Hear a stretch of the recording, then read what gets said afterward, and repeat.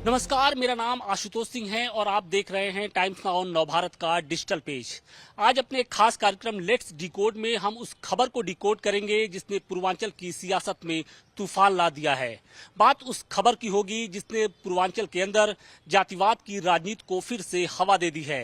और इस खेल में एक तरफ राजपूत समाज है तो दूसरी तरफ राजभर समाज के लोग। जी हाँ, बात हो रही है मनीष सिंह हत्याकांड की। वाराणसी से लगभग 25 किलोमीटर दूर फूलपुर का घमाहापुर गांव इन दिनों सियासत का नया अखाड़ा बन चुका है। इस गांव के रहने वाले मनीष सिंह नाम के एक कारोबारी की पिछले दिनों पीट पीट कर हत्या कर दी जाती है। घटना उस वक्त की है जब मनीष अपने फैक्ट्री से वापस लौट रहे थे।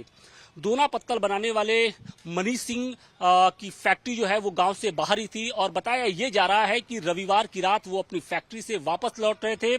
तभी राजभर बस्ती में उनकी कार से एक महिला को चोट लग जाती है और इसी घटना के बाद से जो आसपास के युवक थे, बस्ती में रहने वाले जो लड़के थे, वो मौके पर पहुंच जाते हैं और इसके बाद उनकी मनीष सिंह से मारपीट शुरू हो जाती है। विवाद इतना बढ़ जाता है कि जो मनबड़ युवक थे उन्होंने ईंट पत्थर से कूच कूच कर मनीष की हत्या कर दी और हैवानियत इस कदर थी कि मनीष सिंह की इस घटना में आंखें तक बाहर आ गई थी। फिलहाल इस घटना के बाद से पूरे इलाके में तनाव की स्थिति है, जिसे देखते हुए पैरामिलिट्री फोर्स के साथ साथ जो सिविल पुलिस और पीएससी के जवान हैं उनकी तैनाती करनी पड़ी है। इसके साथ ही अगर हम बात करें कानूनी कार्रवाई की, पुलिसिया कार्रवाई की, तो इस मामले में अभी तक कुल 4 आरोपी गिरफ्तार हो चुके हैं, जबकि 4 अन्य आरोपी जिनमें सबसे मुख्य आरोपी है वो अभी फरार चल रहे हैं। क्राइम ब्रांच के साथ साथ जो फूलपुर की टीम है वो लगातार दबिश दे रही है। कुल 4 टीमें बनाई गई हैं जो पूर्वांचल के अलग अलग जिलों में छापेमारी कर रही हैं, दबिश दे रही हैं, लेकिन अभी तक जो 4 अन्य आरोपी हैं उनकी गिरफ्तारी नहीं हो पाई है और यही कारण है कि परिजनों का जो गुस्सा है वो अब 7वें आसमान पर दिख रहा है। हालांकि उत्तर प्रदेश सरकार की ओर से पीड़ित परिवार को 10 लाख रुपए का मुआवजे का ऐलान किया गया है, लेकिन पीड़ित परिवार है वो उसका ये कहना है, उसकी ये मांग है कि उसे 2 करोड़ रुपए के साथ साथ सरकारी नौकरी दी जाए। और देखिए, इन सब के बीच में जिस तरीके से इस पूरी घटना ने एक राजनीतिक रंग ले लिया है वो अब सरकार के लिए कहीं ना कहीं सिरदर्द बनती हुई दिखाई पड़ रही है, क्योंकि पिछले दिनों हमने देखा था कि गाजीपुर के कटरिया गांव में भी कुछ इसी तरीके की जातिवाद की राजनीति देखने को मिल रही थी और अब बनारस में कुछ वैसी ही स्थिति दिखाई पड़ रही है।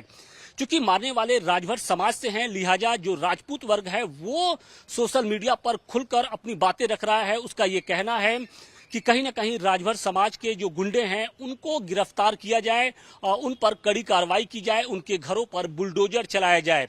अब सवाल इस बात का है कि अब ये कार्रवाई किस तरीके से होगी, क्योंकि पीड़ित परिवार का ये आरोप है कि सत्ताधारी पार्टी के एक मंत्री के इशारे पर जो आरोपी थे उन्होंने मनीष को मारने का काम किया और यही कारण है कि पुलिस अब इन आरोपियों को बचा रही है। देखिए, सिर्फ इसमें बीजेपी नहीं बल्कि सभी जो पार्टियां हैं वो कहीं ना कहीं एक तरीके से माइलेज लेने के लिए तैयार दिख रही हैं। समाजवादी पार्टी के साथ साथ कांग्रेस का भी जो डेलीगेशन है वो घमाहापुर गांव पहुंच चुका है और पीड़ित परिवार के साथ अपनी संवेदना प्रकट कर चुका है। लेकिन हर कोई ये जानता है कि कहीं ना कहीं पूर्वांचल में जिस तरीके से जातिवाद की राजनीति होती है उसके केंद्र में आज घमाहापुर हो चुका है और यही कारण है कि मनीष सिंह की मौत के बहाने सभी पार्टियां राजपूत समाज से अपनी जो हमदर्दी है वो जताने की कोशिश कर रहे हैं। बड़ी बात यह है कि ये पहली मर्तबा देखने को मिल रहा है कि जब पूर्वांचल के जितने बड़े बाहुबली ठाकुर जो नेता हैं या फिर बाहुबली हैं वो इस मुद्दे पर एकमत दिखाई पड़े हैं। बात चाहे धनंजय सिंह की हो या फिर विनीत सिंह की या फिर सुशील सिंह की या फिर ब्रिजेश सिंह का जो परिवार है, इन सभी ने एक सुर से पीड़ित परिवार का साथ दिया है और आरोपियों की गिरफ्तारी की मांग की है। तो वहीं करणी सेना भी अब पीछे नहीं है। लेकिन अब देखना यह होगा कि इस पूरे मामले को लेकर वाराणसी की पुलिस प्रशासन का क्या रुख होता है।